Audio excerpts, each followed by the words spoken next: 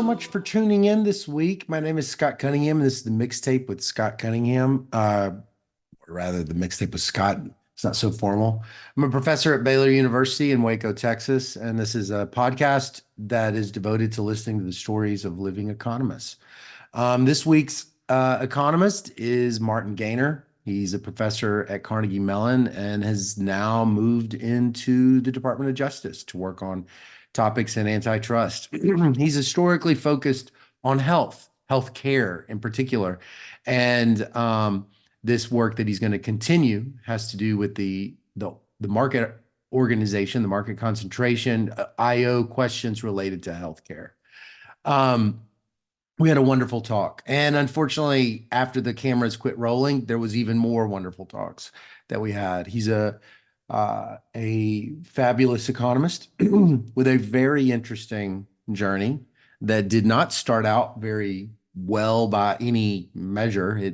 One measure of a career starting out is you get a job. And Marty sort of bounced around in visiting positions and then even left academia because he couldn't get a job, and then bounced back, or rather didn't bounce back, but managed he always wanted to be back in academia, and he got back in and ended up at Johns Hopkins, which was a huge, fortunate turn of events. So it's a story of a lot of things. It's a story of a lot of things, resiliency, getting second chances, and things like that. But Marty also is the survivor of a synagogue mass murder that happened in 2018 at the Tree of Life Synagogue, and he shares those events with us. It was a really nice interview, and I felt a lot of kinship with Marty, how he's interpreted the experiences of his life, his positivity, his constant optimism, and how he's managed to, respond to those tragedies. I felt really inspired that I was around a great person, a really great person, a real spiritual master. And I hope that you enjoy this as much as I did. I hope that it moves you as much as it did me. It's a little bit longer, but I think it's worth it. Thanks again so much for tuning in.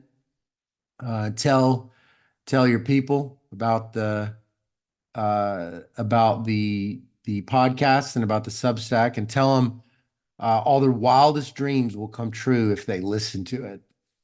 See you in a minute. Bye. Well, it's a pleasure to have with me someone I got to know on Twitter for a long time, and then we haven't spoken in a while.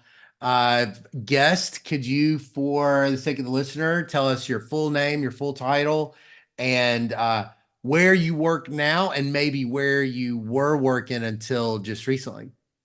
Okay, sure. Yeah. Hi, Scott. Great to be with you. And again, it's sort of one of those fortuitous things. There's some pretty toxic stuff about Twitter, but there's some really wonderful things as well. And Twitter brought us together, and I'm really, really grateful for that. Me So too. my name's Martin Gaynor. I go by Marty, unless a very formal situation, or my mother of blessed memory used to address me as Martin when she was really annoyed with me. But Yeah. Marty Gaynor. And I'm a professor at Carnegie Mellon in Pittsburgh, Pennsylvania. The full 6-bit title is E.J. Barone University Professor of Economics and Public Policy.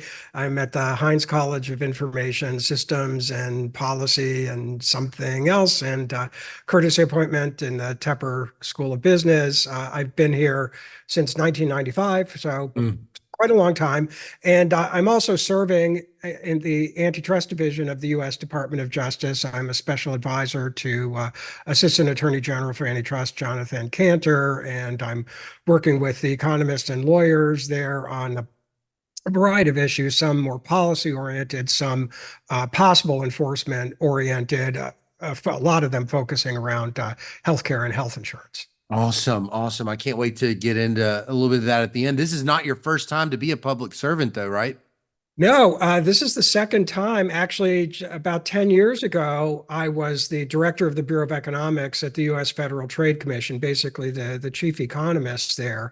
And so I was really grateful that time to have the opportunity to serve the country, serve the people of the United States. And I'm really grateful I was given the opportunity this time as well. I really appreciate it. It's deeply meaningful to me. And I Mm, certainly hope that I am doing some things, of course, not on my own, but along with everybody else, both back then, those days, and also now to help try to make the country a better place for all of us who yeah. live here and love America. Yeah. Yeah. Well, let's start with an icebreaker. What's a vacation that you went on? It could be any time in your life, that enough time has passed though that you've noticed, it doesn't have to be your favorite vacation, but you've noticed that you've thought about it at least twice for some reason. There, there's probably not a single one that fits that description, but I will come up with three. One, um, after I graduated from college, and I graduated a term early, I went to University of California at San Diego, and I graduated. They had quarters, three, so I graduated after the winter quarter, and I'd saved up some money. Parenthetically, it turns out tuition at the University of California back then was $636 a year. That's Okay. A how little bit long different now, I heard. a little different now. But I was able to work part-time during the school year and work during the summers. It was easy to get summer jobs then. There were still, factory jobs and things like that, and earn enough money and have actually plenty left over. So anyhow, I graduated. I accumulated enough credits, and I had saved some money. So I left and I hitchhiked around Europe and Israel, and it was just an incredible Mm, experience, including weirdly enough, a near-death experience. I got hit by a car on the autostrada just outside of Florence, Italy, and I ended up in the hospital there for a number of days. And I had a concussion, and I had some a deep cut on my head and a very deep wound on my leg. But mm. actually, I otherwise survived unscathed, which shouldn't have happened. I was wearing a backpack, and I think that's what saved my life. But anyhow, I ended up in this ward in an Italian hospital in Florence. Nobody spoke English. All these It looked like a scene from a set of The Farewell to Arms. All these beds, white metal, painted white metal, and all these people, Italian guys. There was all men, had their families visit them, and they all came over and they said, "Oh, you have no mama here, you have no papa," and they brought me food. And Oh, at lunchtime, you were served this big meal, like with pasta and either fish or meat and a half liter of wine.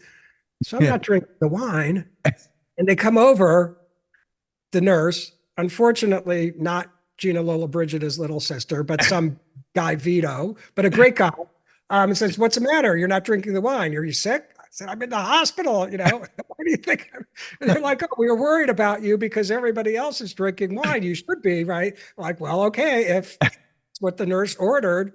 So anyhow, it was a scary experience in I many ways, bet. but in some ways it was really cool. And I became friends with this guy. His name was not Vito, sorry, but it was, an Italian guy, the nurse, a great guy. And afterwards I got out, he took me for a ride on his Moto Guzzi motorcycle, a very cool motorbike. And people there were incredibly nice to me.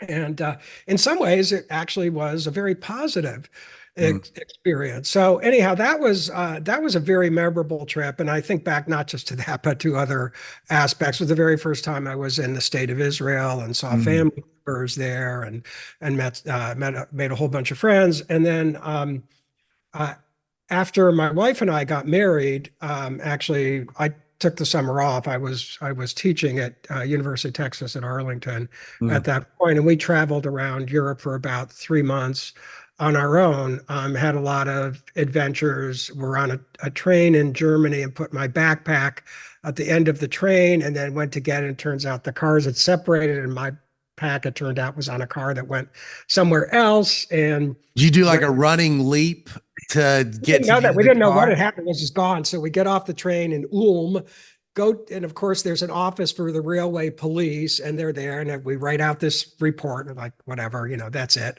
It's gone.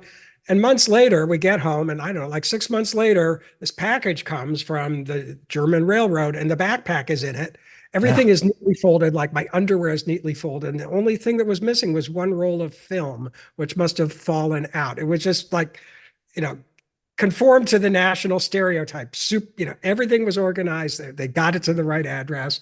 Yeah. That was really incredible. So that was a weird mishap, but in some ways, again, turned out great. And then about a couple of years ago, well, we're going to talk about this a little later, but I'm a survivor of the attack on the Tree of Life synagogue here in Pittsburgh back in 2018. One thing that came about in the aftermath of that was, thousands and thousands of people just felt awful about what happened. And what a lot of people did is they donated money. I think, they wanted to do something, right? And there was a commission that was put together to decide what to do with the money. And to get to the point, the folks on the commission decided that people who were survivors, people who lost family members, et cetera, should get certain amounts of money. So I got a certain amount of money from this fund. Initially, I didn't want the money at all. It actually made me very upset. I wanted to give it back or something. But my wife pointed out, look, the reason you have this is because there's all these people out there Yeah. wanted to do something, and they want you to have this, and they want you to do something with it that makes you feel good. So I'm getting to the point.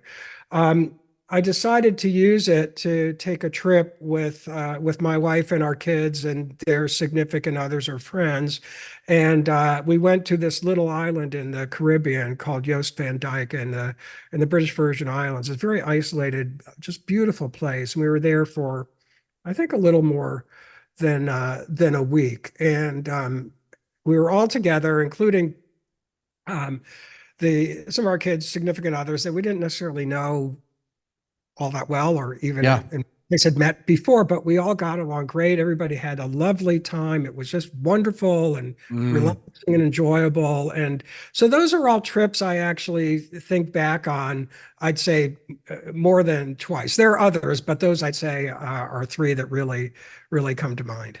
Well, that's amazing that you can. I've heard, a therapist told me and that when bad things happen to you, you only really have two choices. You can either find the gift in it or you have to let it go. And because the third option will destroy your life. And, Yeah. it seems like you've got some practiced habit or something where you're gonna find some gift in it. Is that an accurate kind of response to you?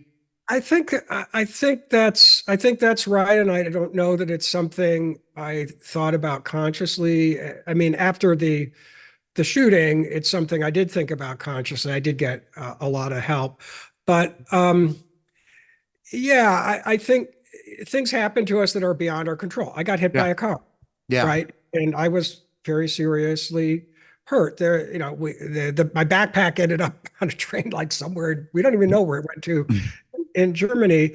You have no control over those things. Some of these things are really awful and terrible. Yeah. There's no question Yeah. about it. The only thing you have some degree of control over is how you respond. And Yeah. I think people need to know, also being realistic and charitable with oneself, that things happen, they're upsetting. It's okay, like, not to view it as a gift initially. Exactly. Exactly. Yeah. You know, Oh, totally. Totally. something like you knock over your glass of milk, right? I mean, I actually sometimes do things like that, knock over a glass of water or whatever, and get very upset. Yeah. Initially, that's natural, and that's fine. But over time, when we have a chance to Yeah. process and accept and get away from the moment, then I think we can try to be conscious Yeah. and deliberate Yeah. about these things and make an effort. And Yeah. again, it's And not the all. timing of it. There's seasonalities, there's a it's not always appropriate to do anything other than just recognize your own feelings, Yeah, and yeah, that's really a compassionate thing to do to yourself, is to just recognize your feelings and just and feel sure. them. Look, Yeah. we've all had the experience. This is a podcast about economists and economics where you submit a paper. And boy, Right. when you submit that paper the first time, it's like, oh my goodness, this is the greatest thing ever. This is, Like, how is this not going to just this is make everyone go okay. crazy? I want to be modest, but Nobel Prize, yeah, I can see That's that. right.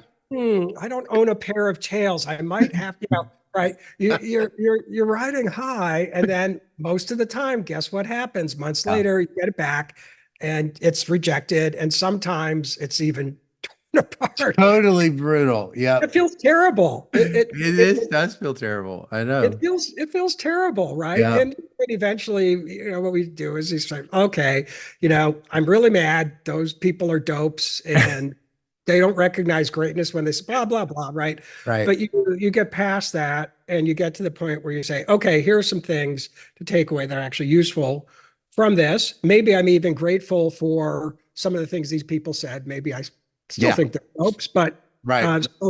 and you move forward Yeah. with it. That's not like having a near-death experience, Right. obviously remotely Right. close, but it can be very emotional, and we have to learn to um, permit ourselves to feel upset, to feel rejected, angry, whatever it may be, and but then to find a place for that, but then to move forward and not let Yeah. that hold us back. Yeah. Yeah. Yeah. No, totally. It's important professionally. That's right. And in your relationships, and being a partner and a son and a brother and a father and a colleague. I mean, it's a practice, it's a skill, it's a kind of human capital, I think, you know. Yeah, yeah, Well, so where did you grow up and what did your parents do for a living?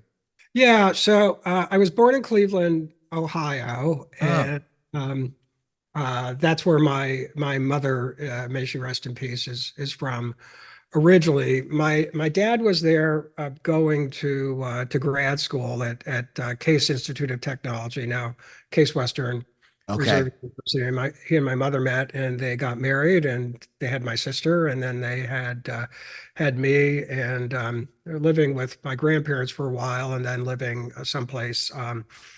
Not far from the university. It's a neighborhood now called Glenville that was a heavily Jewish area at the time. Now it's mostly Black African American community, and it's been a pretty rough neighborhood for a while. I don't think it was never a place where people were prosperous, Yeah. but it's had its share of tough times. Yeah. And my dad got a job with General Electric, Mm. Schenectady, New York. So we moved there, and How old were you when you moved there? oh, I was a baby, so Oh, okay. not real old. I Mm. spent a lot of time in Cleveland growing up, visiting my grandparents and my uncle. But yeah, so grew up I think through age 11 in Schenectady. Like I said, my dad worked for GE, which is still a big company, but Hmm. bigger and more important company then, and that's of course where it was based at the time. And then he took a job with Bell and Howell, which I think still exists, but is a much smaller, less important You company. stay in New York City? This is where you grow up? This is upstate. This is Oh, Schenectady, New upstate. York. Got it. Got it. Upstate. Got it. This is near Albany. Oh, okay. A blessed memory, originally from the Bronx, from New York, so we have a lot of family in Mm. in New York, but this is upstate. So Okay. then we moved to Chicago for a couple of years, and then ultimately out to the Los Angeles area. Went to junior high and high school in Los Angeles, and I went to college at UC San Diego. I mean, the University of California system is still excellent. It was Yeah. excellent at the time, and like I mentioned earlier, it was really inexpensive. So really couldn't beat that. And then I ended up going to grad school. I got my PhD at Northwestern. So, Yeah. does that cover more or No, less what? that's great. That's great. Yeah. I'm curious, when you tell me that you moved so much and you mentioned that you even moved kind of at the rising of high school, that can sometimes be really tough on a kid. I'm Right. curious, what was it like having to do all those moves? Yeah, well, not something that I cared for, or my sister or my brothers. There are four of us, particularly cared for, and I think it was kind of tough. Probably a bit harder on my sister and me. My sister's the oldest, and I'm the She's the next one. oldest, so she's My moving brother, in high school. She's moving yeah, in high school. a bit younger, but we adjusted and made good friends, Mm. and certainly my sister's still in Los Angeles area and Oh, okay. in Southern California, and certainly grew to like it Yeah. a great deal. Eventually, my grandparents of blessed memory and my uncle moved out there, so we had I think some cousins on my mother's side who lived, it turns out, lived in the LA area. So we did have Mhm. some family members in the area. But yeah, it definitely took some adjustment, no Yeah. question I about mean, that. the Los Angeles has such a just a really neat part of American history. At least all I really know about it is from movies, but the the Steven Spielberg movies of being a kid there in like those suburbs just seem so wonderful. And was it when you were there, was it did you really enjoy the culture? Like, I mean, what was it like? Yeah, it took a while to get used to. I remember a few things were rather really surprising to us. So the schools, the hallways were open air. I mean, they might be like that in Mm, Texas too, because you have the weather for it, but yeah. they weren't enclosed. So, they had a covering and a walkway, but it was open. We're like, what? Wow, this is wild. And the high school was all on one level. It was not multiple floors. It was all on Yeah. on one level. And that just kind of blew our minds for a while. And initially, we couldn't find any good pizza anywhere. Oh, Pizza was sure. terrible. Yeah. Yeah. So Yeah. changed Yeah. completely, right? Right. Right. Right. And sort of Mexican, or probably I should say more, Mexican American Uh-huh. food. That was a very new thing Yeah. for us. So a lot of changes, but we really grew to like it. Obviously, the weather Yeah. is nice. Wonderful. Right. And yeah, a very outdoors oriented Mm. lifestyle, just doing so many things. Hmm. Whereas that's really nice and very relaxed. I mean, kind of lifestyle too. So Yeah. yeah, definitely grew to like it. Of course, I moved back east and haven't. I don't think I'm You're not ever going back. No, or, you're not going back to Cleveland. yeah. So when you were in high school, and if I could have like eavesdropped in the faculty lounge and they had been talking about Marty Gaynor, what do you think they're saying about this kid? Like, he's a senior and he's going to be graduating. Uh, What kind of kid did they think you were? Probably someone who did not exert a whole lot of effort. Really? Graduated from high school with a 3.04 average. I don't know where that put me, my class rank. I did really well on the GREs, not Mm. the sorry, The the SAT SATs? and the PSATs. Uh, Uh-huh. but I just didn't really work very hard at all. So Hmm. I don't think my parents were super happy about that. So You can only go up from there. well, That's the good yeah. part of it. So I think it was not a sure thing at all that I would get into UC San Diego. Uh, Um, I probably almost certainly could have gotten into UC Riverside, hmm. which is, I mean, a fine campus, but because the location was not as beautiful as some of the others, Oh wasn't yeah. popular. Mm. Um, so I did get in, but probably by the skin of my teeth, quite frankly. I think I was lucky to get in. But then when I got to college, I decided to exert myself and I Yeah. made Dean's List. So, so Mm. they So it was probably, always inside you. There must have just been kid a has a bad lack of, attitude, yeah. Oh, thinks I don't know what, sort of is much more interested in, being a pseudo hippie, um, chasing girls, right, yeah, right. friends, friends of mine and I, we were high school, designed, built, and flew our own hang gliders when that was a Oh, very new thing, which was really cool. It was really yeah. fun. We had a blast with it. Sort of amazing. Nobody ever got hurt. That seems like a bunch of high school kids that are 3.0 GPA making hang gliders is I think it was it could probably be a little most of risky. us were probably underachievers. I would, I don't know what That could go really, either way. yeah, yeah. I think one of our group actually did have good grades. But but yeah, so I was just not just interested in other Yeah. stuff. Hmm. Excuse me. And yeah, maybe I don't know, thought school was uncool or I was too good for it. I mean, how easily can I remember my 17 or 18-year-old self? Not that easily. But yeah, teachers probably thought, guy's a goof off and a screw up and I don't know, will he ever make anything of Yeah. himself? Yeah. But you were going to go to college. Oh yeah, I think That that was wasn't really like a question. yeah, no, I think that was so. My father went to college on the GI Bill. He served in the Army during the Second World War, and of course, the GI Bill was extended to all those veterans. Same thing for my father-in-law, blessed memory as well. And it completely changed his life. My dad. Mm, There's no way he would have gone to college, I think, otherwise, or very highly unlikely. Uh, mm. so it completely changed his life, and my parents were always very big on education. Everybody in the extended family was obviously a big deal. So that was it was Hmm. expected. Now, the Vietnam War ended while I was a senior. I had a Ooh. draft card and a lottery number. It was very much the tail end. So I never really felt that I was very likely to get drafted. And, there were the college exemptions. Anyhow, but What was your it, card number? Would it have gotten you drafted? I think not. I I think see. they had instituted the lottery at that point. The lottery is a Hmm. late thing. And I think I had a number such that the probability I would get drafted was extremely low. And I knew that. But So in uh, Josh Angrist data, you're an always taker. You're always going to go. yeah, You're a I, net.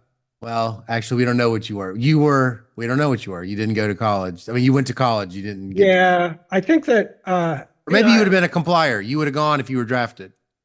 I mean, I do vaguely recall thinking about like, okay, if I get drafted, what am I going to do? But by the time I was a senior, again, everything was really winding down. And Yeah. so, I mean, for guys who were um, older than me, like I'd say more than a year, like 2 or 3 years, that was obviously, much more relevant, much more real for me.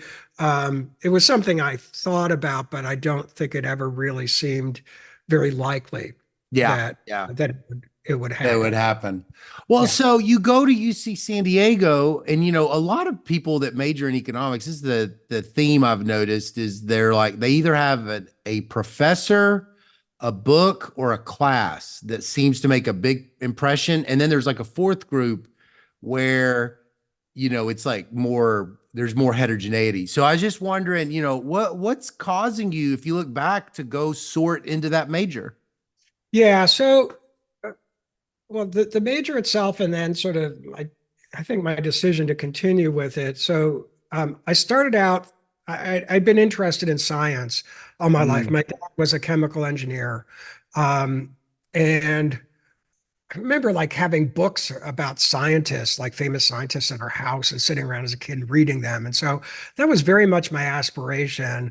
And there you had to take this very rigorous general ed, like you had to take, I think, a year plus of science, started with basics physics and continued, and then, chemistry and biology, and then a year of calculus and a year of humanities. And it was all in a very rigorous general ed, and not just math and science, but like I said, they had this really terrific humanities sequence as well. And you had to take social science. Anyhow, so I take physics, and freshman physics is, the usual Newtonian mechanics stuff, Tarzan swinging on a vine, that kind of thing. And Mm. I like that. I found it pretty straightforward. I'd liked physics in high school. I actually really enjoyed the physics classes. One of the teachers in that class who really motivated me, he was a bit of a smart aleck, and I Uh-huh. think it got my attitude a little bit and Uh-huh. kidded me around a little bit. And Yeah. so physics would be really, really, and it was sort of felt like it was like the glamour, Yeah. uh, branch of the science, all these famous physicists. Anyhow, Sure. well, did that. And then we get to quantum physics, quantum mechanics. I could do it, Uh-huh. but the intuition just completely escaped me. I just Right. did not get it at all. And I think it's a pretty common Mm. phenomenon. And that really kind of left me cold. I'm like, oh, I don't know. Like, I really want to do this. Um, I'm good at math, but I don't think I'm like physicist or theoretical physicist good at math, Yeah. right? There, to be a really good theoretical physicist, so you have at least some versions that you have to be basically an applied mathematician. Right. I don't think I quite have that kind of ability.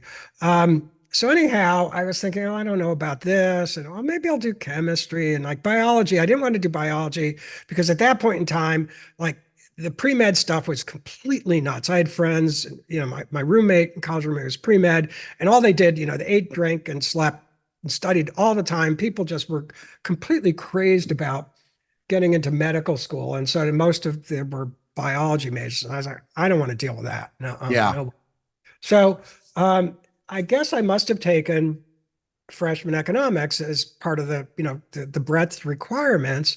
And I think it was taught with calculus. And I'm like, hey, I kind of like this. Like, I kind of get how it works because it is kind of like physics in some ways. I Yeah. mean, um, and sort of I like that it was precise or felt precise, right? Scientific, but you're dealing with real world things, and like, well, you could do something to actually help society be a better place. So I really like that, and I think that's what happened. I drifted into economics, and I found that I liked it. I did well in the courses. So, Mm. uh, and then I think I was already majoring in economics. I took an upper division course in industrial organization antitrust that was taught by Mm. Richard Schmallenze, who's at MIT, who's been at MIT now for years, but he was a young new assistant professor at UC San Diego at that time. And he teaches a class in IO, and IO was really changing a lot at that Yeah. time. He went through antitrust cases as well. And I thought, wow, that's really, really interesting. I really liked that, how you could bring economics to bear on these very real world, very applied Mm. problems, really get some traction and some insights. And I had taken a course in political science that was about like Supreme Court cases. We like read all this stuff and wrote briefs and stuff. I'd been thinking, well, maybe law school. Yeah. And it did that. And I thought, oh my gosh, like I do not like this at all. Uh, Mm-hmm. Not belittling that. I mean, I have friends. Some of my best friends are lawyers. I work with lawyers at DOJ all the time. I mean, I'm astounded and amazed by these people and what they can do. But Yeah. for me, it wasn't for me. It was just words and words and words and words and words, and I just really couldn't. It didn't appeal to me, and I had trouble wrapping my head around. So that's not for me. But I kind of liked this thing, which had some combination Yeah. of things.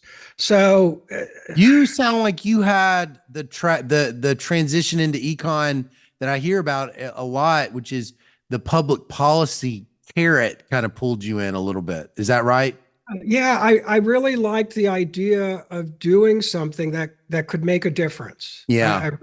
I really did. And so it was, Mm. on one hand, the scientific approach Mm-hmm.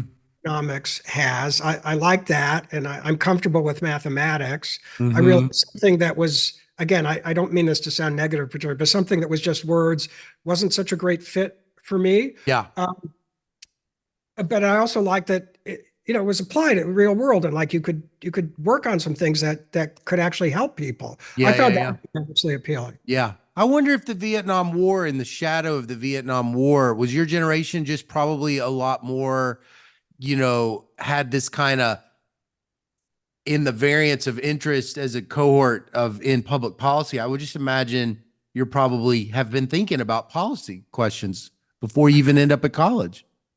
That's a good question, Scott. And the best answer I can give is I don't know. I've never Yeah. thought about it from that perspective, but certainly, um, growing up, even as a younger kid, and certainly high school and then college age, um, all that stuff was certainly in the air, being aware of it. Of course, when I was in college, like all this stuff was pretty much done. I think, were a couple occasions where there were protests on campus, but there Hmm.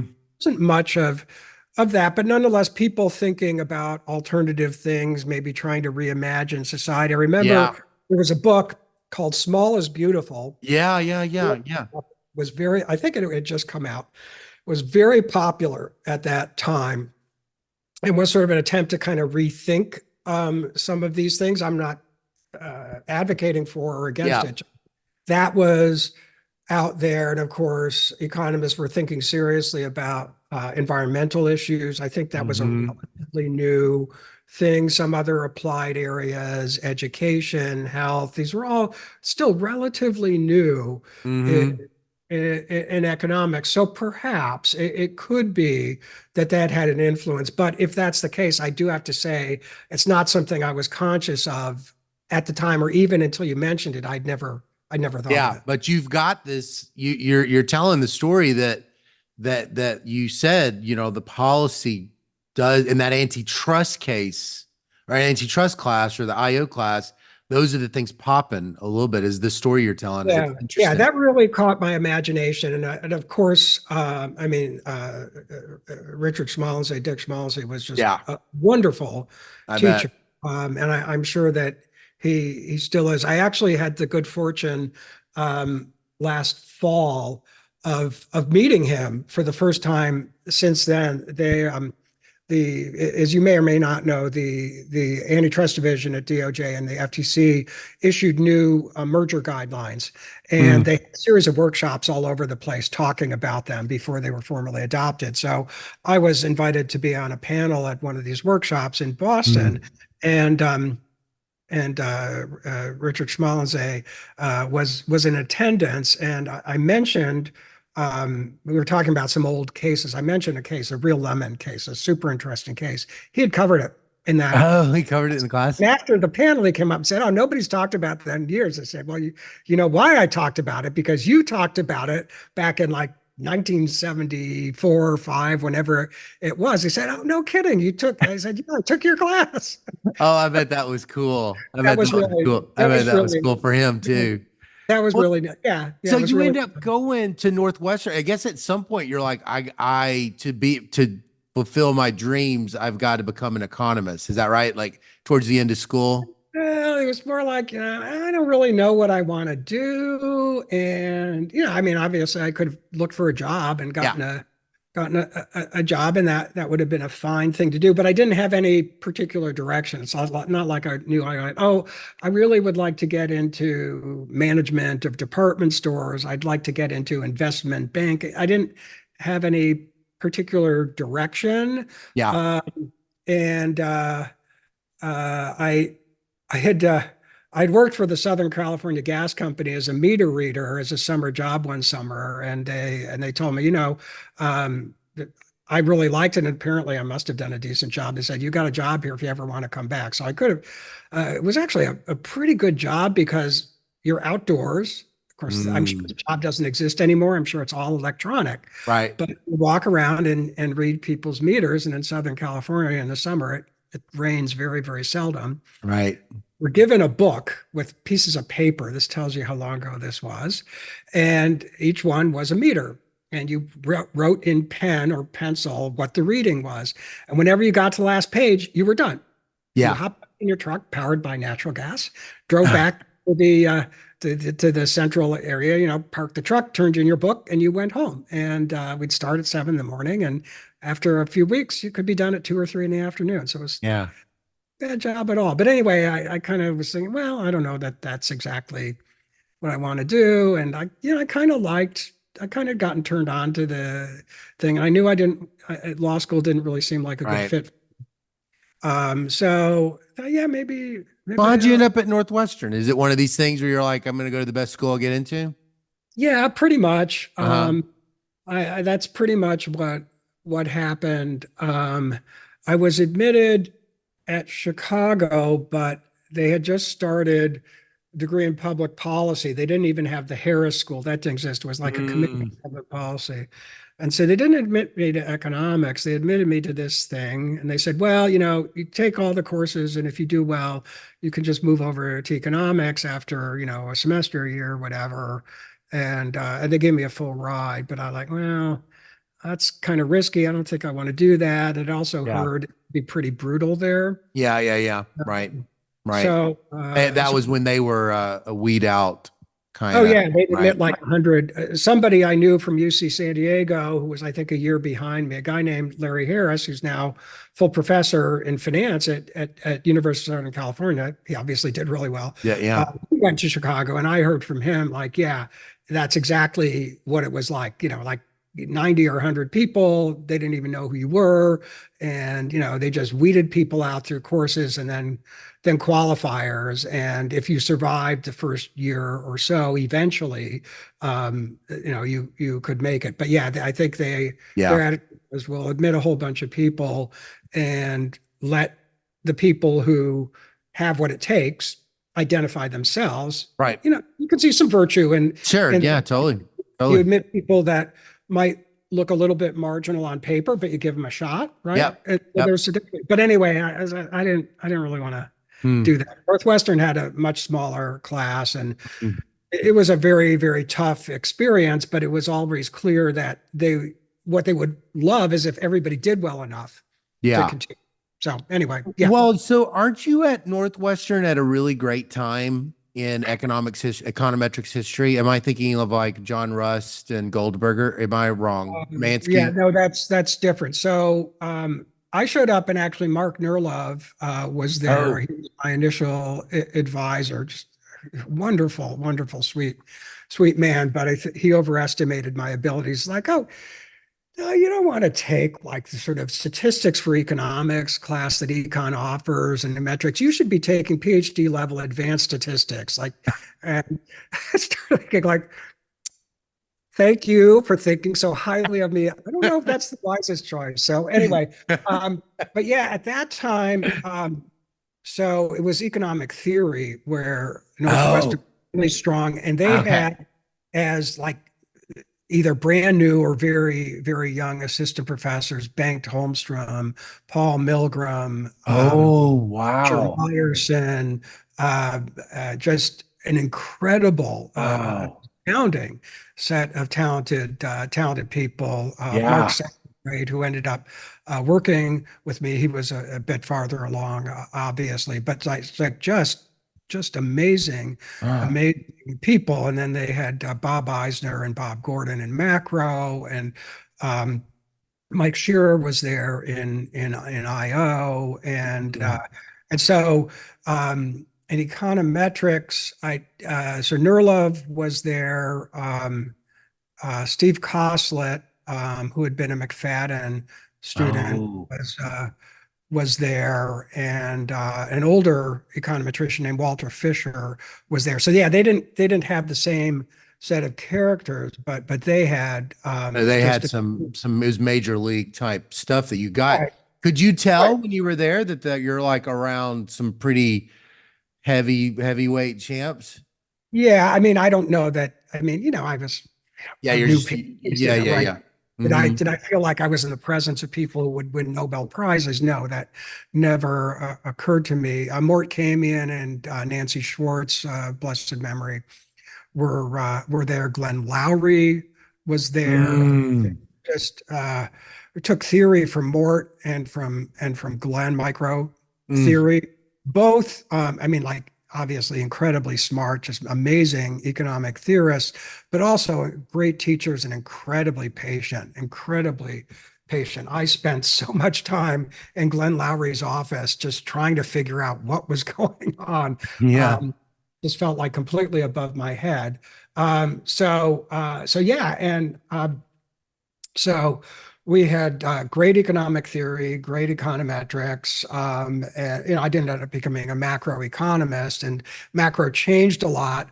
Actually, it was changing during that time. The rational That's what you expectations. specialized in, was macro? No. But Uh, we had to take macro oh, yeah, yeah, theory. yeah. Okay. Macro, we learned very quickly became dated. On the other hand, I think we picked up some Mm, valuable stuff. IO changed a huge amount. What I was taught during IO sequence, is now very, became anachronistic very quickly. On the other hand, I really learned sort of basic economics and basic yeah. intuition and thinking very rigorously and hard, even if sort of the methodology, say what Mike Shearer taught and the kind of methods he used are not what's used in IO, haven't been some time, but taught to think very hard and very, very rigorously. And then Mark Pauly, who does health, Oh, was there. And I completely stumbled into working on health economics. I started yeah. off thinking I'd like to do international Uh-huh. actually. And then I was looking for a summer job, and somebody said, "Oh, you should go talk to Mark Pauly. Walk down the street. He's got some project on the economics of hospitals, and they need to hire research assistants." And I thought that sounds totally weird. Like economics, hospitals, these things have nothing to do with one another, Right. which is kind of funny given I devoted a lot of my research career to working on the economics hospitals. But at the time, I thought, "What? That's crazy." Like, but Yeah. you know what? I need a job.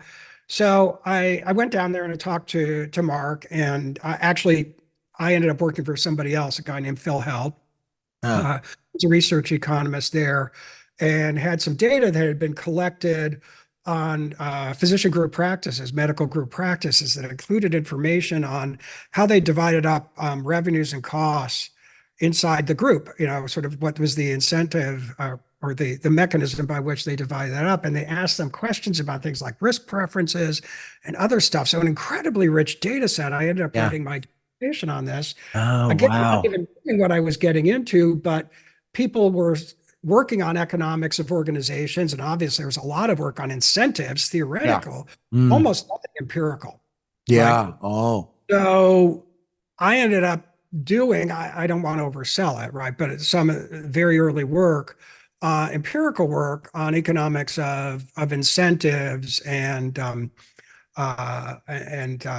contracts and payments and the impacts of those things that I just completely stumbled into. I had no idea I would do that.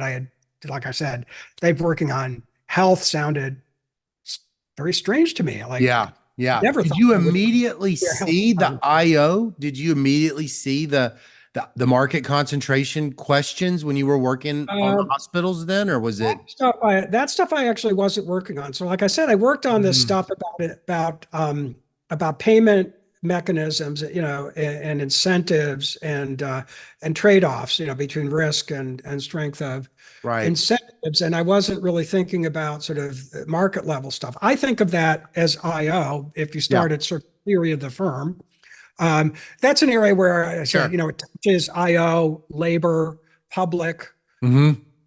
So it's really one of those things that I think very much crosses field boundaries. But Yeah. I thought it was as IO work, but it wasn't strict. It was not about markets and competition in in those markets. And so I Mm. actually ended up working on competition in markets and ultimately antitrust stuff later in my career. It's something I told you I got excited about early on as an undergrad, but it ended up, that's not what I started working on initially. Mm. Mm. Yeah. Okay. So now kind of going into your career, you graduate and you jump around a little bit. You've been at three places at least. Um, so where do you start out? And where you were at Johns Hopkins second, right? Or was it first? It's a long checkered Okay. So that's what I was wondering. Okay. history. So I did not have a good start to my career. I'm very grateful. Actually, I ended up with opportunities along the way, but sort of briefly, here's what happened. So I left Northwestern in 1981. I was not done with my dissertation. Bad idea. Yeah. Anybody listening, don't do that. And back in those days, it was not that unusual actually to leave and finish your dissertation the first year or so, Yeah. but terrible idea. So I was hired as a visiting assistant professor at VPI, and now it's called Virginia Tech. Uh-huh. At that time, the Public Choice Center was there. It was Jim the Buchanan public choice people. was Yeah. there, and all those folks. And That was like Gordon Tullock and Buchanan were both there. they were both there, and then Oh. other people. But also, the chair of the department was a guy named Dan Orr, who was an economic theorist. He'd actually been on the faculty at UCSD. He moved there, and he brought in a bunch of theory people. So it was quite a good department Yeah. at that time. Anyway, I'm a visitor there. I'm working on my dissertation. I'm there for a year. I don't finish it. My girlfriend, now my wife at the time, was back at Northwestern, and VPI, Virginia Tech, is in Blacksburg, Virginia, which is a beautiful spot, but there's no job opportunities there. Mm. So she and I decided we wanted to be together, and I looked for a job. I found a job at Rutgers Newark, the Newark campus of Rutgers. We said, okay, that's the greater New York area. That seems good. So I left VPI and I went to Rutgers Newark. I was an instructor there because I hadn't finished my dissertation. It turned out, unfortunately, this was the early 80s, there was a recession, and my wife couldn't find decent work there either. But anyhow, she's an economist. she had a bachelor's in economics, but she was just looking for, just a regular job. Things didn't go well for her in that regard. I was hired there, and on a one-year contract, they said, you got to finish your dissertation. Anyhow, I think time rolled around. I hadn't finished it. I defended shortly after that, but the dean of the College of Arts and Sciences at Rutgers New York said, well, you're fired. So I actually got fired from there. I think he offered to let me stay on for a semester or a year, but it was clearly terminal. So anyway, eventually I did finish, but I then had to look for another job. So I looked for a job. I go on the market. I got a job offer as an assistant professor, a regular tenure track position at University of Texas at Arlington. So, well, you live in Texas, so Arlington is halfway between Dallas and Fort Worth. It's where the baseball stadium was there then. Football was still over in Irving, so it was not nearly as developed and big, but it's certainly big. So I got this job at UTA, and it was a good job. I had there were some other young people who had been hired at the time. The chairman was a guy named John Trapani, who had been at Tulane, and another IO guy, just a really good guy. Really Are they calling you an IO guy? Are they saying, "Oh yeah, Marty's an I IO find guy"? myself sort of IO and health. This is another part of the story. I sort of took a while to actually sort of calling myself health person. I'll digress a little bit. So for a long time, when I came out I finally finished in 1983. I left Northwestern in 1981. Like I said, I bounce around, I get fired. I finished, so I have this tenure track position. But anyhow, at that time, it was really hard to get health stuff published in mainstream econ journals. Oh, yeah. RJP, REStat, QJE, et cetera. It was really hard. It had to be about some general thing, but with an application. So health is an illustration. That has changed tremendously, right? If you look at the top 5 journals, even the more technical ones like REStud and even Econometrica, you'll see health applications in there. Yeah. But that was not the case. So I said, I'm an IO person. Yeah, I work on some health stuff. And actually, I did some other stuff. John Trapani and I wrote an airline paper.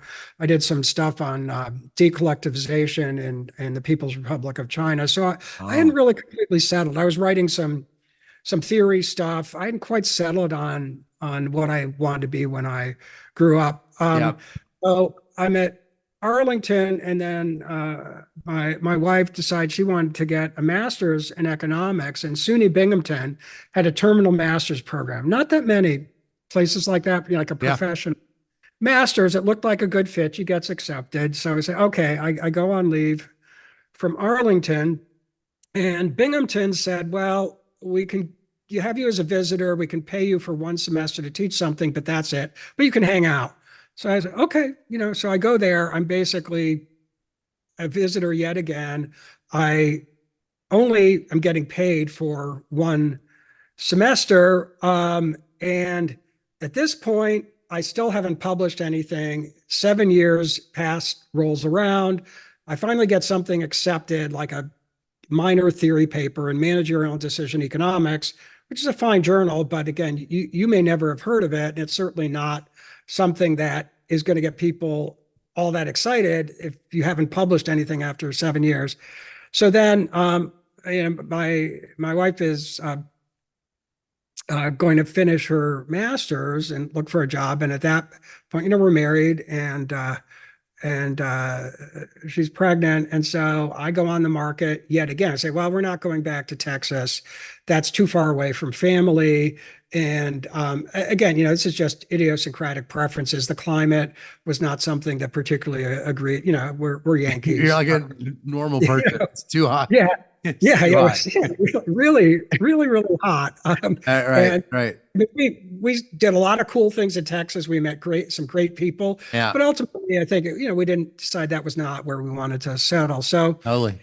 at that point, I'm on the market. The nth time, nothing to show for it. I end up out of academia. I got a job with a research firm called Health Economics Research Inc., a mom and pop place in the greater Boston area. They did a lot of work for Medicare, what's now CMS. It was called something different. Oh. At that point, Medicare had changed the way they pay hospitals, radical change. We were involved in an evaluation of this. So anyway, we're living in the Boston area for 2 years. We have our first child there. And are you thinking, Marty, well, in a previous life, I was an academic? That's still what I wanted to do. I was still working on trying to publish a paper out of my dissertation. I was still working on that. And then I get a call. I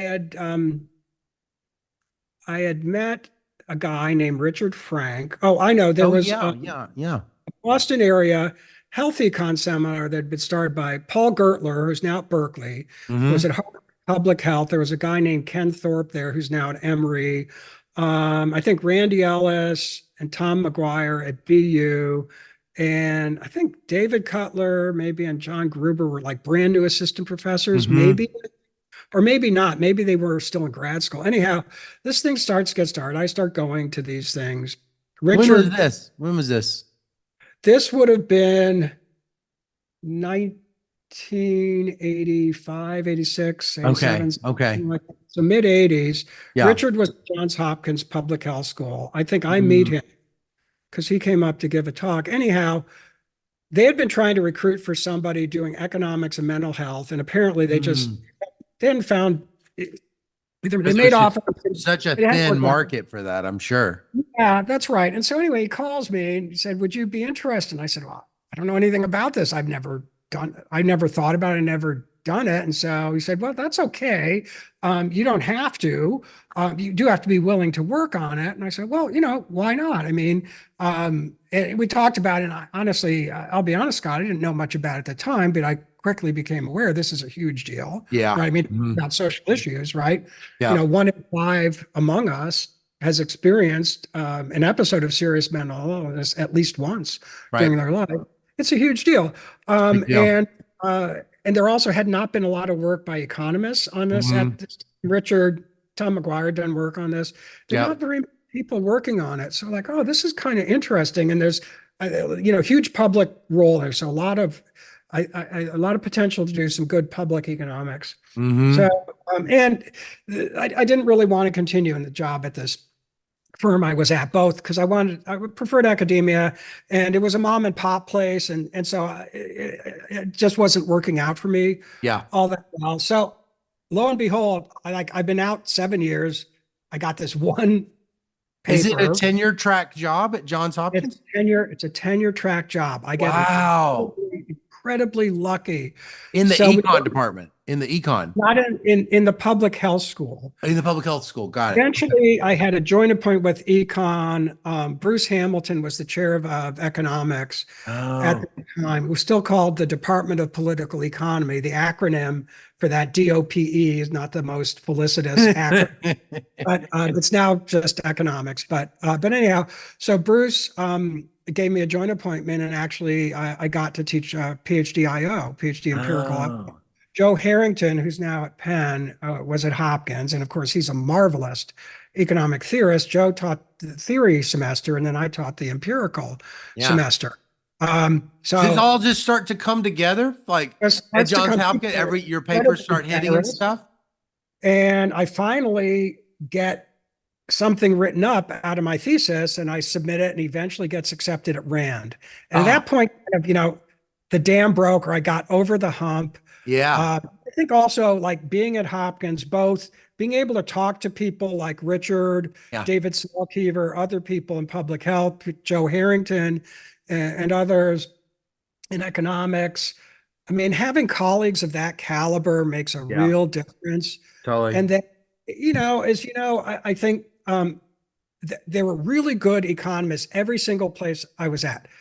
Virginia Tech, Rutgers, Newark, Texas at Arlington, SUNY Binghamton, Health Economics Research Inc., really good people doing really good work, every single place.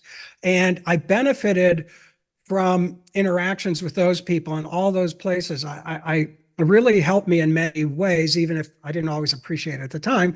Yeah. But there are advantages from being at a place that is recognized as being in the pecking order. Yeah.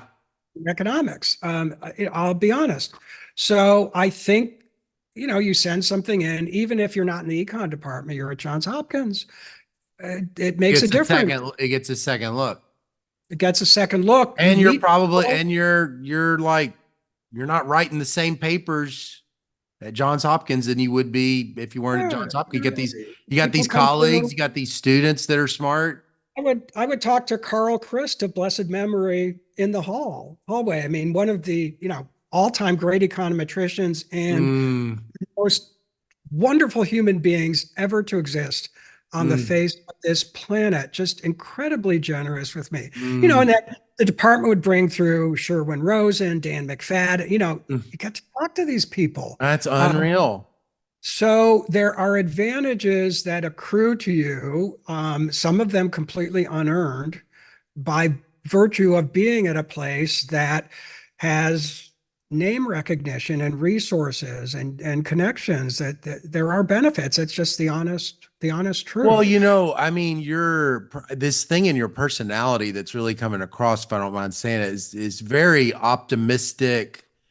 But that would be one way of putting it. But it seems like it's very resilient. You're kind of hanging in there. And even when you leave and are now kind of like, man, maybe I shouldn't have left.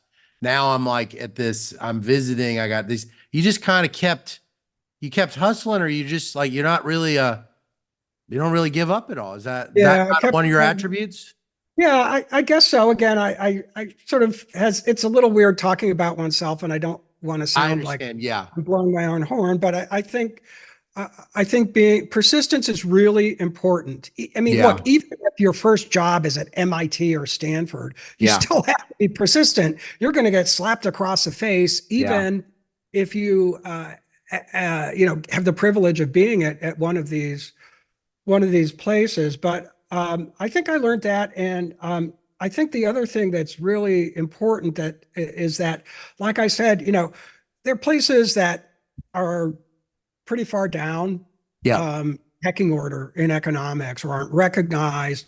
There are good people at all these places. I had really good colleagues at Rutgers, Newark, at Texas, at Arlington, all of these places. I benefited from interacting with all these people, and there were people who were very, very generous with their time and their input and feedback, and really helped me a great deal at every single place. So I think the profession has gotten a lot better than it used to be, but there is still, I think, there is a pecking order, and Absolutely. sometimes tend to look down. I mean, you're at Baylor, which is it's a good place, Mhm. but it's not Michigan Yeah, or totally. No, I get it. It can get in your head too. It can get in right. your head, and but it seems like, I just keep thinking all of as you recount these things, you just keep saying the things you got from it. And it just reminds me, you seem like someone that is either it's coming naturally, or you choose to let go of some things, and then like Yeah. really be salient about the gifts from it. I I don't don't know want to over, I exactly. know you're a normal Yeah. person too. Well, I know my father was truly an optimist. Uh-huh. He faced some real adversity he was a Depression era kid. Mm. Um, things did not go well for my grandparents in many ways. My grandfather, of blessed memory, had failed business after failed business after failed business. But he picked himself up. And kept going. He kept trying.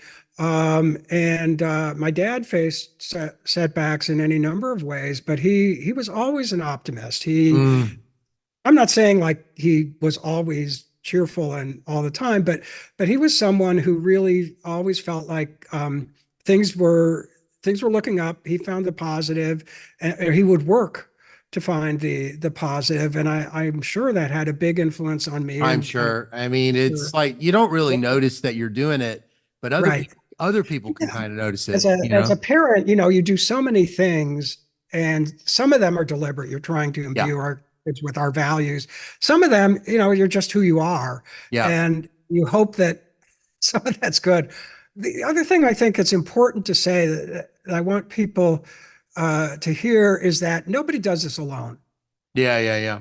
Yeah. So, and I don't want to give the impression like, oh, I'm so resilient on this and that. Yeah, okay, I will take credit. I think I honestly do deserve some credit, but you think of all the people you interact with, Yeah. and either like these sort of one-offs or the persistent people have been so giving to me professionally and personally over the years in every way, shape, and form. When I was at Rutgers, Newark, Mike Grossman, who was at the Graduate Center, City University for Newark, was the head of the Health Economics program at NBER. There was no healthcare program, just health economics.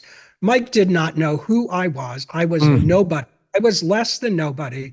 He gave me a faculty research fellow appointment Mm. at NPR, a desk to sit at the New York office, which was on Mercer Street an NYU building. I would go in a couple days a week, and that made a huge difference because I I could bet. put paper with yellow covers. Absolutely. Yep. Yep. And Mike didn't have to do that. Yep. I know he got He's a no, generous, he's as generous as they come. my work is not, as you know, Mike works on human capital. I mean, he's the guy who came up with the human capital model of health, working with Gary Becker when Gary Yeah. was an advisor at Columbia. I don't work on the kind of stuff Mike works on, Right. right? So there was nothing in it for him. He was Yeah. Yeah. just Yeah. who he is. Yep. And so there's so many people like that. I Hmm. mean, so many people, and that's And maybe this is one of the mechanisms where underrepresented minorities and women get tagged, because the distribution of resiliency, you could just imagine that that's like got a very thick distribution. A lot of people are resilient, but if what you're saying is right, that there's these complementarities that make it really work, which is that, a person does kind of have to believe that like it will work to keep yeah. at it, and you And go yeah, ahead. and you have to get your foot in the door at least a little bit, Yeah, you have to right? get your foot in the door a little So bit. again, I think the profession is much better than it used to be. I think Hmm. there back in the day was a lot of implicit bias. Yeah. I don't want to deny explicit, but a lot of implicit bias. I think we're much better now. But I'm glad you raised that. We have to be very cognizant Hmm. of that. Again, I'm not trying to say I'm so great, but I'm really grateful. I had the opportunity to serve as a mentor through the Research in Color Foundation, which Uh-huh. tried to facilitate getting folks of color into the profession. And now I'm a mentor of the, I forget the long name of the AEA, The AEA one. Yeah. Yeah. Status of minorities. They Hmm. have mentors. And so, again, I'm grateful for that opportunity, because if I can help provide some connections, or even just, people talk now, they've come up with words, the unwritten curriculum. Totally. Just, The hidden curriculum. Yep. I mean, I tell our students that what you're doing is science, but how to do it and how to behave professionally, that's a craft. Right. And that you can't pick up a book, right? You have to learn by doing, and having people who help you along the way makes such a huge You have difference. to be around people. And if you're already kind of being siloed out, you Yeah. don't even see it and you don't know what in the heck other people just hit the ground running for all kinds of Yes. reasons, but some of It, it is these kinds of reasons. right. I mean, I've had so many second chances Right. that I just came out of nowhere. I had no, I didn't deserve, right? They Yeah. just, Yeah. I was very fortunate. They came my way, but I'm also very aware of the fact that I'm a man and I'm white, Yeah. Yeah. right? Totally. No, I And, completely again, hear you. white racists do not consider me as a Jew white, but Yeah. putting that off to the side, um, I have advantages other people don't have. But anyway, I've gotten lots of second chances, Hmm. and it would be very different otherwise. The other thing that's important to say, I think, is that having an academic career is not the most important thing in the world, and Yeah. having tenured position at a university that's somewhere, you know, in the higher up in the food chain, oh, that's kind of a nice thing. That's not the most important thing in the Not the world. There most are important lots thing. of Yeah. great jobs. There are lots of ways to contribute to society, have satisfying careers. Yeah. I happen to have found something I enjoy and has worked for me. But, when I was coming out of grad school, my highest ambition was to get a job at the Rand Corporation Mm. and play volleyball on the beach at lunchtime. Moved That's back to that's Southern that California. 17-year-old 3.0 Yeah, I average was like, kid was dang, you that can't get sounds rid of pretty him. awesome, hang out on the beach.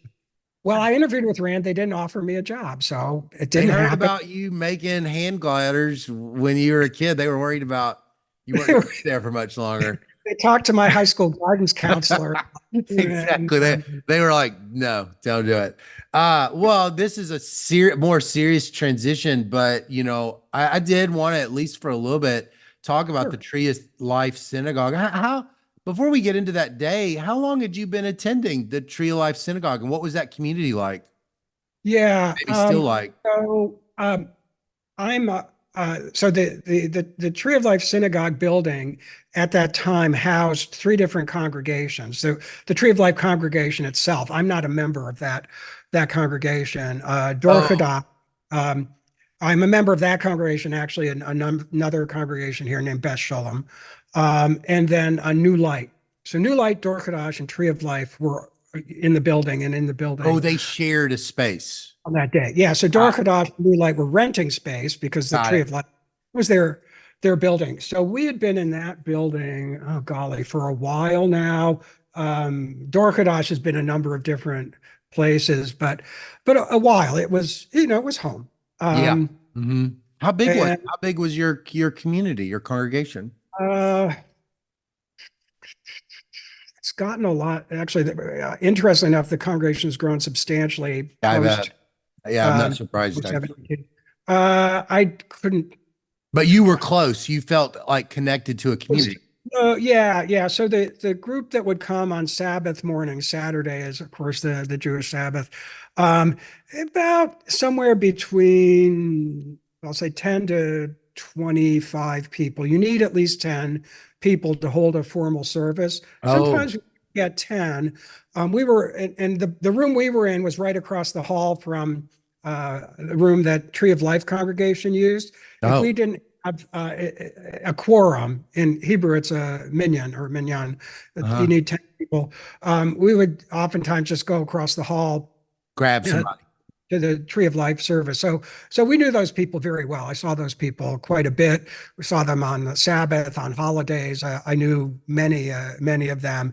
Certainly conversation, some of them better than that. New Light had moved into the building fairly recently. They had had their own building for a long time, but their congregation had been getting smaller and smaller, and they made the decision to sell their building. I don't think I didn't really know people in that congregation beforehand. I wasn't even really cognizant of the fact I mean, I knew they were in the building, but I didn't. It's a relatively new thing. So yeah, so there was a group of say 12-ish to 20-ish regulars, or 12 to 15-ish people that came on a regular basis, and then there'd be other people that would show up. So so not a huge group. I mean, large enough, but sort of small enough that you really knew people very well. And on that day, I was with two friends. This is Dan, October 27th, 2018. 2018. Yeah, the whole thing was, again, in some ways interesting. So I had been in Portland, Maine, and come back the day before.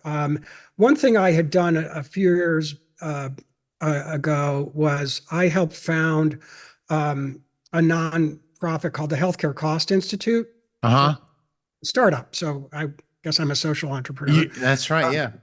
Yeah, and that got data from three of the five largest health insurance companies in the United States for research on healthcare utilization and expenditures. Anyway, I'd been the first chair of the governing board and just basically got the thing off the ground when I joined the Federal Trade Commission in 2013. The Healthcare Costs Institute, I'll use the acronym HCCI.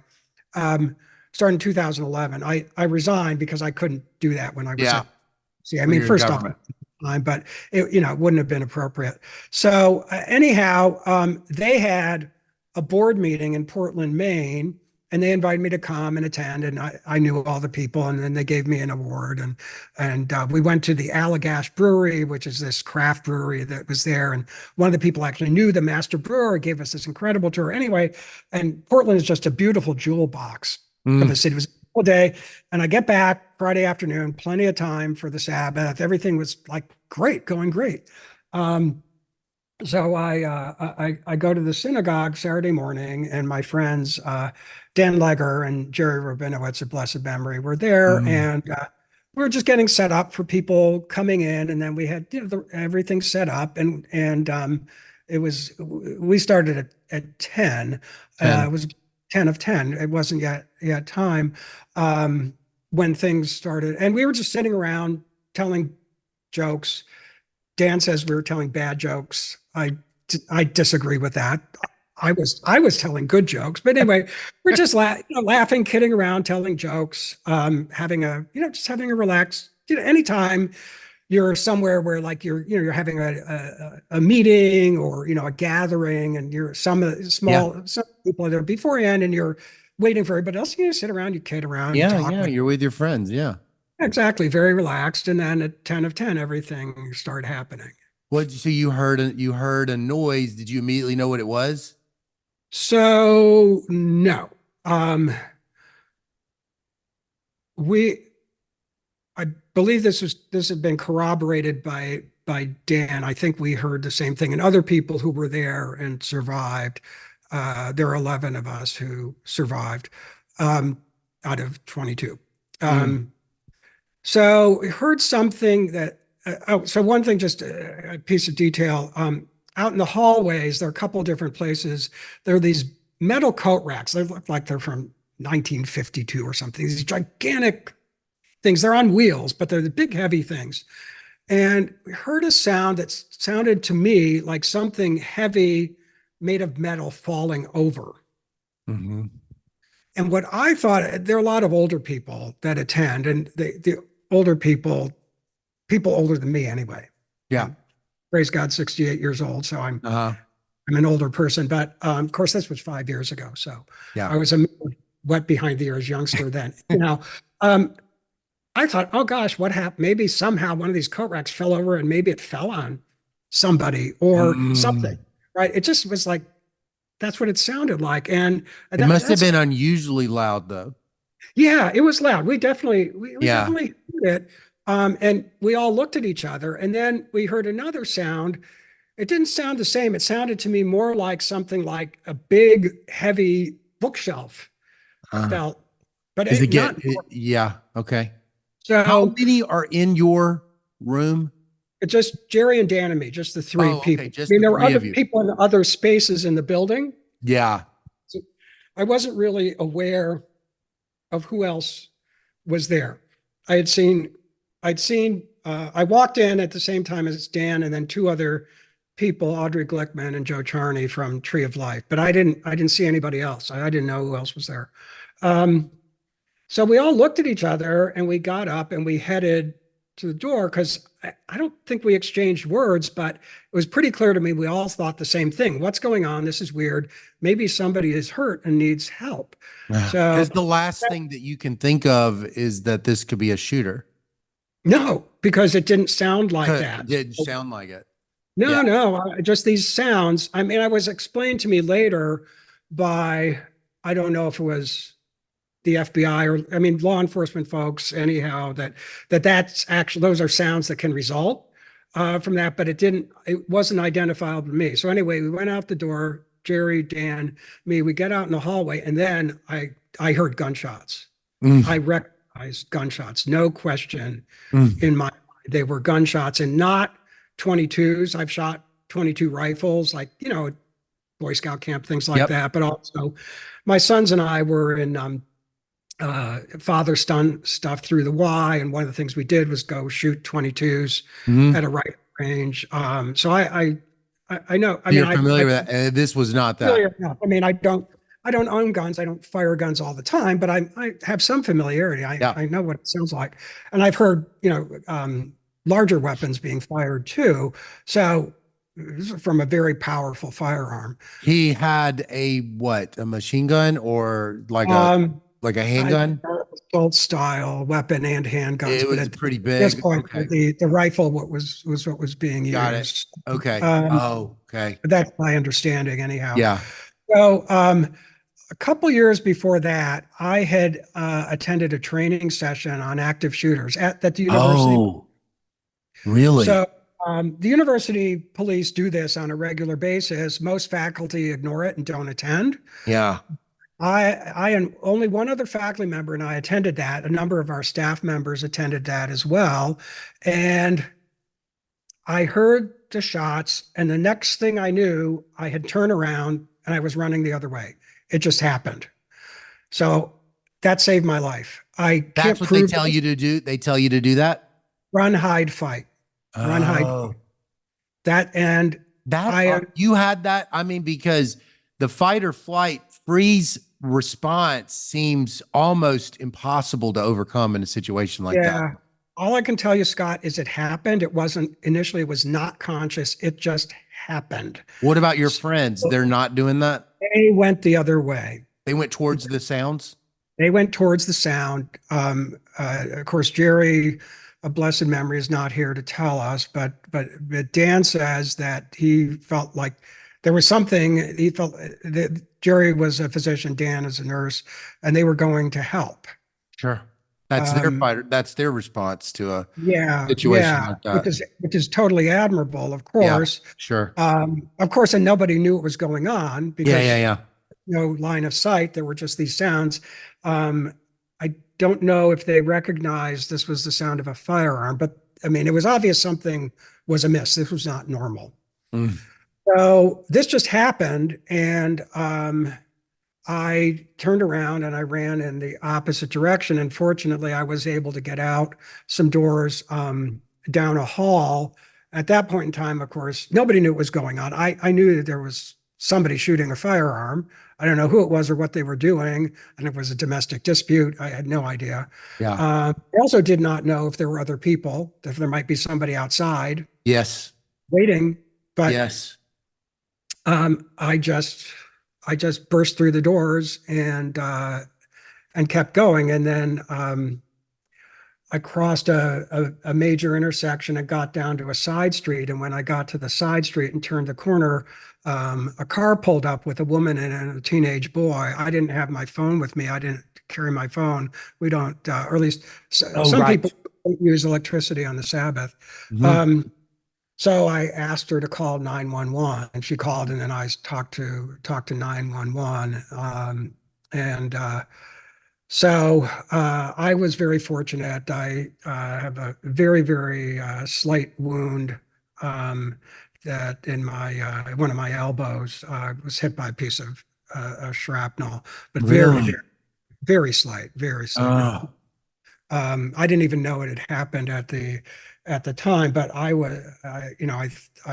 thank God every single day. I'm so grateful that I'm here. And of course, Jerry did not make it. Dan, my friend Dan, was severely, severely wounded. He was in the mm, hospital a long time, but thank God he is with us. But mm. um, I'm, I mean, I I've always expressed gratitude at the beginning of every single day just for being here and for everything I'm given. But needless to say, I feel that perhaps a bit more profoundly um, Yes. since that day. And then it took a long time, of course, to figure out what was going on. Nobody knew Sure. what was Well, happening. how do you think this whole thing changed you? What do you think this is? What's the legacy of this in your life? Yeah, yeah.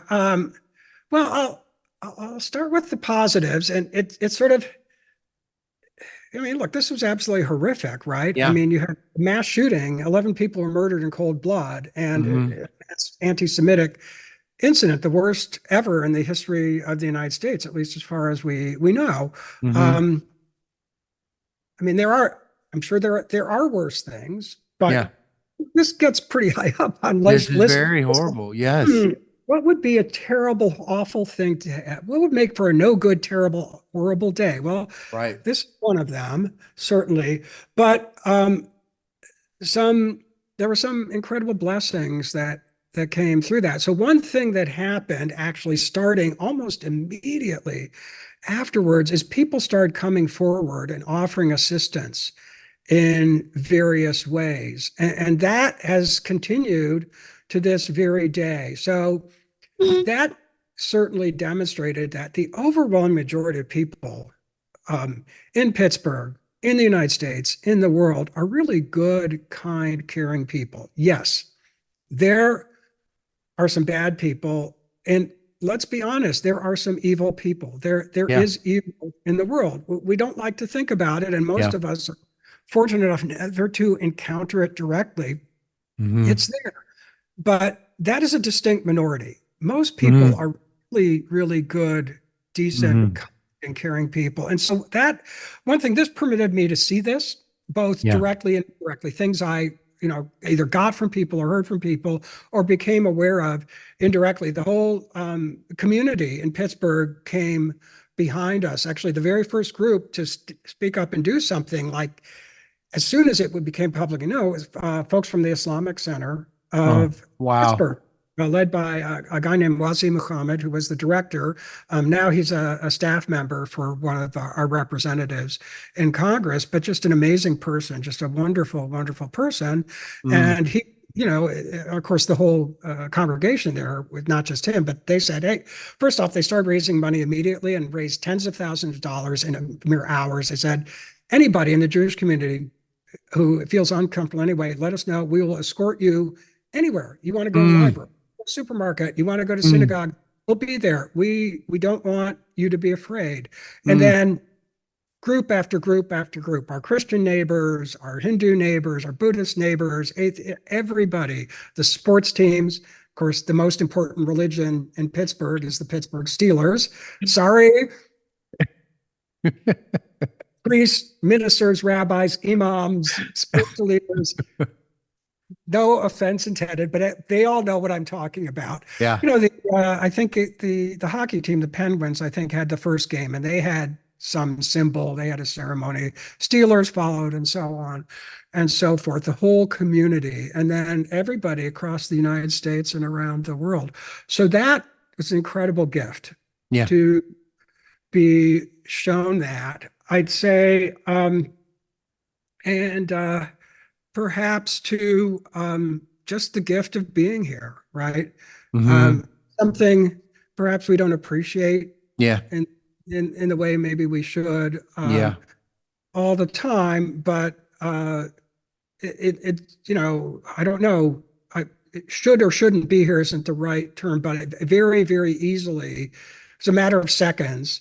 And I either wouldn't be here or I would have been very severely wounded, Yeah. like Yes. a lot of my friends. Well, that didn't happen. Hmm. So I'm very grateful for that. And I have appreciation for that. And it's made very, very clear to me just how important um, it is how we treat each other, and how just even a little bit of kindness and caring is absolutely so important. It's I think we all have these impulses within us. We're sort of, tribal, or whatever you want to Yeah. put it. We have a tendency to distrust and maybe be fearful of those we're not familiar with. Even like a new person comes into the group. You'll see this like junior high school behavior. Yeah. Like, Yeah. Yeah. tries to sit at the lunch table and people shun them. Well, then if somebody looks different, right? Their skin is a different color, their hair looks different, their clothing's different, the food they eat is different, they, go to a different place to pray, whatever it may be, we tend to be suspicious and a little fearful, and we can be, bigoted. Mhm. Judgmental, bigoted, prejudiced, and hateful. And Yeah. it's easy to succumb to those kind of things, sometimes in very small ways, Yeah. but slippery slope. Yeah. And I think, we just have to, in the negative, be very careful about not letting that happen. I think it Yeah. can Yeah. happen to anybody. One, and two, really focus on just trying to be decent Yeah. to people. Just take another tiny moment here, right? Um, no one of us can change the world by ourselves. Yeah. But what can we do? Well, for whatever short time we're here, we can make the world a little bit nicer place. Just if we smile at somebody, if we hold the door open for somebody, if we take the time to ask a colleague or a neighbor how they're doing, or, are they have they been ill? How is their parent doing? There's sort of so many tiny little things that can make a difference. And Yeah. so that's something wouldn't say, did I never not know any of that before? No, but it's really become clear to me how important those things are. Yeah. Yeah. Yeah. Yeah. Yeah. Well, I'm so appreciative of I mean, I am so sorry about your close loved ones in that day, and what your family, how it hurt you so bad. I don't have the words for it. And I'm so grateful that you're here, and thankful for your public service. You're now, what was it? What would like the feds call, like during prohibition? It's like the fuzz, or what was like when you're a fed now, right? You're like a law enforcement. Yeah. Yeah, yeah, we're not back in the day. They actually used to go around like and sort of like do raids. Like the FTC had places where they would store stuff. Like there was Uh-huh. this the fur industry in New York got taken over by the mob, and Yeah. they went after them on antitrust grounds Oh, they because did. in collusion. But Right. then they confiscated a whole bunch of furs, and You're not going to get to do this, that. That's this not one of the doesn't happen. perks. That's not one Economists of the perks these economists days. don't, I in my mind's eye when I was at the FTC, I said, issue me a windbreaker. Can I pull off Yeah, that's on a right. raid? Wouldn't that be so that That didn't happen. They that's phased not the that out. role. Yeah, that Ah, doesn't happen anymore. It wouldn't be the that's role that economists play. But I mean, I feel I personally have benefited tremendously from everything the citizens of this country have done, right? I mean, the education, I got the public safety. I mean, this place, my grandparents were all immigrants. This country welcomed us. I'm not saying it was easy. They didn't face prejudice, Yeah. but this country has been really, really good to my family, and I'm really grateful to have the opportunity to give something back, and try and do some good for the country and for the citizens of the country. And that's really what this is about. I mean, the antitrust enforcement, we're trying to make markets work to the Right. benefit of the citizens of the United States. And more often than not, I mean, markets do work pretty well, but you need entities there watching to try and prevent bad things from happening, or if bad things from happening, trying to stop those or undo those, and also to try and promote policies that Yeah. make things work better. So if I can contribute even in a small way to that, that certainly for me is deeply meaningful. That's wonderful. That's wonderful. What a great feeling to know that all that skill and human capital that you've accumulated puts you in a rare position to do something that would really make a difference. That's really cool. Yeah, I'm really grateful I got these opportunities, and both 10 years ago and when this happened, it was literally a phone call out of the blue. I wasn't Mm, expecting it, didn't anticipate it. I took graduate IO at Northwestern from Mike Shearer, who had been the director of the Bureau of Economics at the FTC actually just a few years before that. And I never dreamed that I would have the opportunity to uh, uh, work in that role in the same way that, my professor, my graduate professor, yeah. had done. I'm not saying I'm of that stature at all, but just um, I didn't have any ambition towards that. I didn't even occur to me I'd Yeah. be given the opportunity. Nor again, this sort of second time around, as it were, with DOJ, I didn't expect I would have the opportunity to serve the country again. I'm really grateful for Mm, that. mm. Well, I am too. Well, thank you so much, Marty. It's so nice to talk.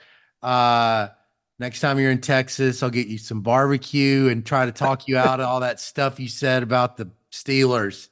Uh, That's right. try to help you Cowboys remember where Steelers. you That came from.